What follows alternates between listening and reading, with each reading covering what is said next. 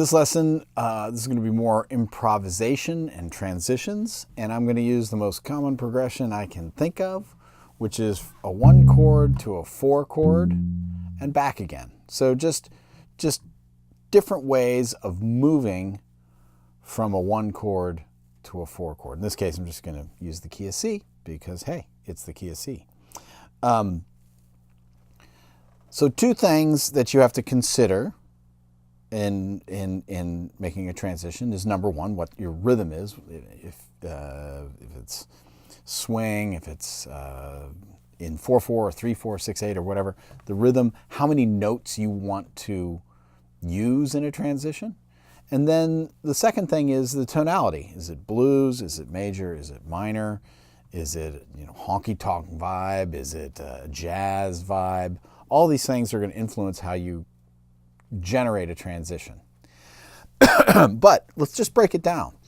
You can say to yourself, I want to use 4 notes, let's say, to make a transition from a C to an F. Okay? And we're just going to use regular time, 4/4 time. If I'm playing a C, 1, 2, 3, 4, 1. 2, 3, 4, 1, 2. 1, 2, 3, 4, 1. I'm using 4 notes, let's say. And I can come up with all sorts of permutations of 4 notes to transition between a C chord and an F chord.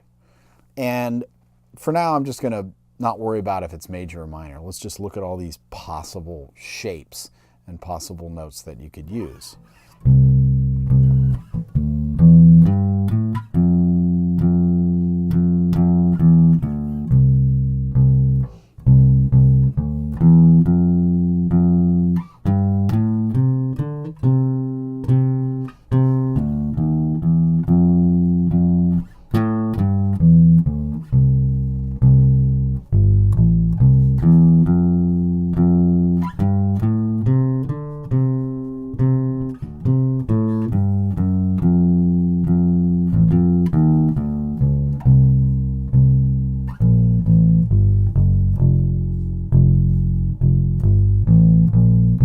Okay, so there's just a variety of transitions, and I was changing some of the tonality. This is all part of creating a musical phrase. If you want to make something sound a little slinky, you can use some chromatic notes. If you want to make it sound sort of mean, you can use minor pentatonic. If you want to make it happy, you can use major scales or major pentatonic. And it's just a matter of counting notes. I mean, don't even worry about it. Just pick 4 notes. Let's say we're going to make it happy in major pentatonic.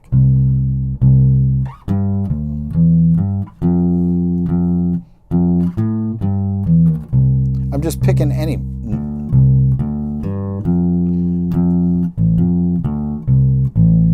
I'm just picking any 4 notes out of the major pentatonic scale and putting them together.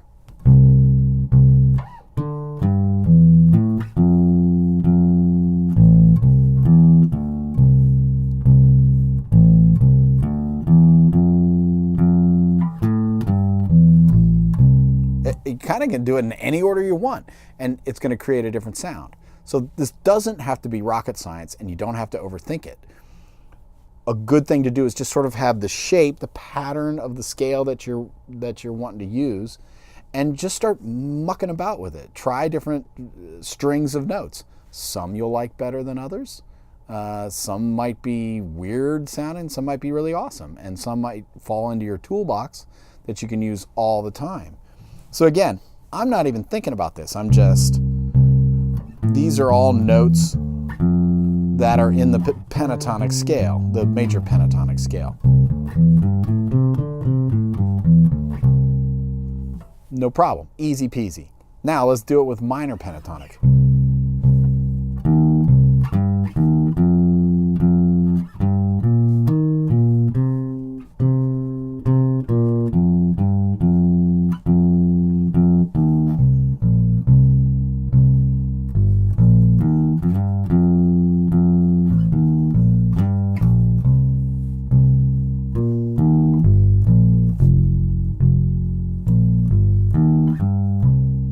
Now I'm not thinking about it. I'm just putting 4 notes together out of the minor pentatonic scale to go between the 2 chords. And they can be in any order, I mean.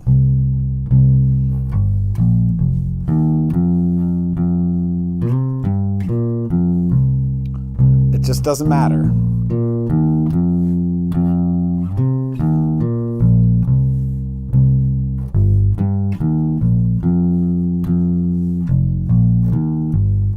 I mean, it all kind of works, right? To one degree or another. Again, you'll have your choices, but the whole point here is to generate a ton of ideas and see which ones you like. See what tickles your ear, because that's what's going to make it sound like you playing, right? Okay, so major, minor, pentatonic. Those are easy. You can kind of string them together any old way you want to. Now let's use more like a major scale. This is going to sound real simple, plain Jane.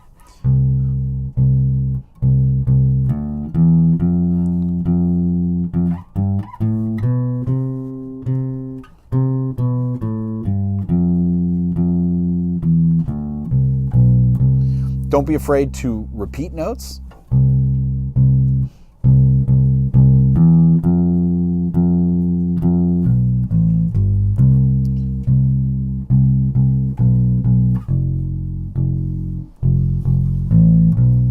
I mean, again, I can just string notes together. It's never going to really sound bad so long as you stay within the key and that you land on the other chord on the downbeat. Those are the key things to remember, is that don't step out of the tonality and make sure you land on the downbeat to make it all work out okay. So now let's make it a little bit more complicated, and let's just add some chromatic stuff. Okay. Now with chromatic stuff, you are definitely stepping out of the key somewhere. So this is where I think becomes a little bit more tricky to put the chromaticism in the right place. You want to have the chromaticism leading somewhere. It has to go somewhere. You can't just... I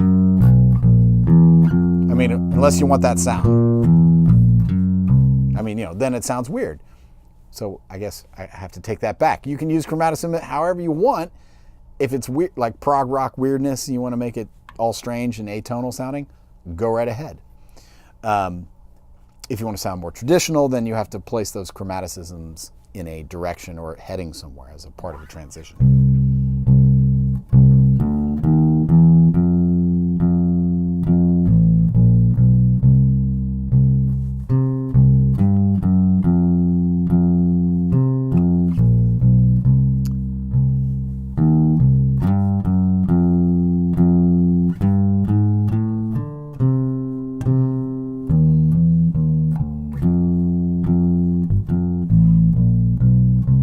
So I'm sort of assembling chromatic stuff with scalar stuff, with pentatonic stuff.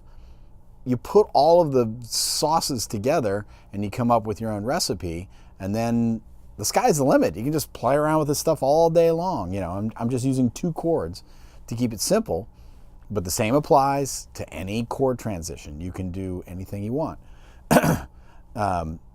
And of course the rhythm can change too, which will affect how you build this. And I'm just using this 4-note structure to give you an idea of how Lego block improvisation can be. You got a little brick, a little riff, a little scale, and you can just put it together with other bricks of other colors and shapes and come up with a gazillion, just a gazillion transitions.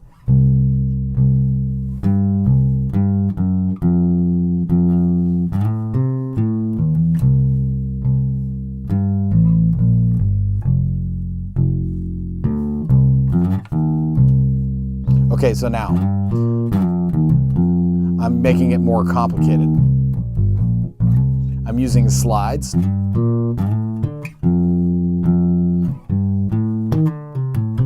And building things.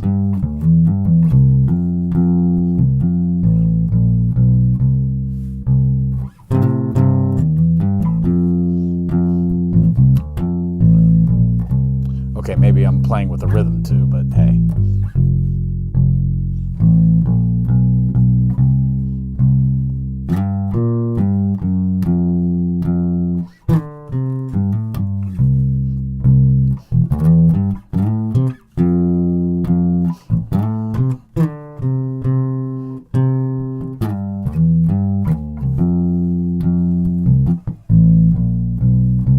So now you can start to see that once you get enough Lego blocks in your toolkit, you can come up with kind of an endless number of things to do and experiment with it and not be afraid of screwing it up and making the band sound bad or whatever.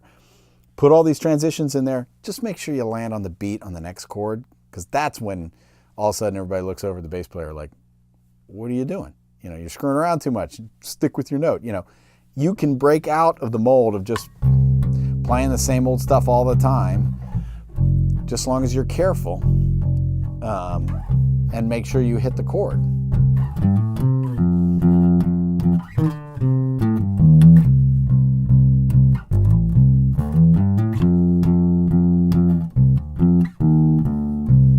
And still drive it with the rhythm.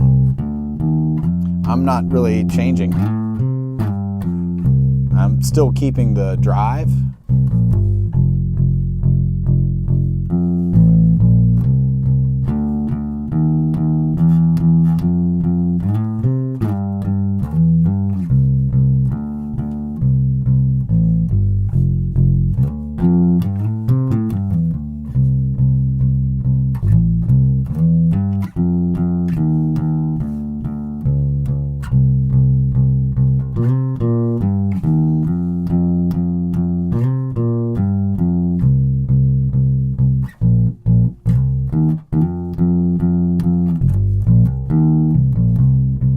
You can see how this goes. I'm just trying to give you the tools and things to practice so that you're not afraid of trying this stuff and that you'll break out and experiment with things and you'll come up with, you know, a new combination of notes that nobody else has, and or, you know, it's part of your sound. That becomes your signature riff that you've figured out and stuff. So this is something you should have fun with. And especially when you get into like a jam session, which you're sort of staying on the same two chords for a long time while the guitar player does, you know, whatever, plays a billion solos, you can play with the solo of the guitar player, let's say, by putting transitions in between the chords and stuff that complement and also drive the bus, you know, sort of push things along, make it more complicated as the solo gets on and on. It's not just them by themselves and you playing eighth notes. You can play with them, and that's what really makes it fun. And being the bottom of the band isn't just a chore; it's something that's fun to do and where you can be really creative and stuff like that. So again, just more improvisational technique. That's what I'm just trying to show you here and get you out of the box, so to speak, and start to experiment with a bunch of different things. So have fun with it.